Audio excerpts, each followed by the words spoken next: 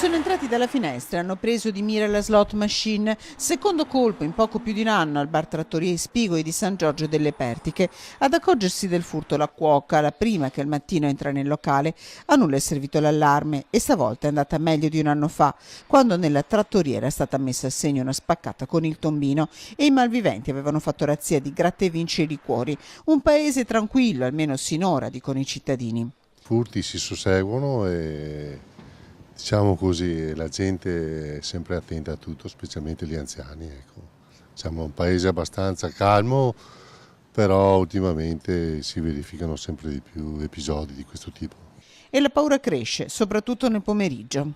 Sotto a casa nostra no, non ne abbiamo subiti, però siamo sempre là, insomma, ecco, quando usciamo la sera verso le 17:30 cerchiamo di fare ritorno il prima possibile. Una zona particolarmente presa nel mirino, quella lungo la vecchia statale del Santo, poco illuminata, lamentano i cittadini.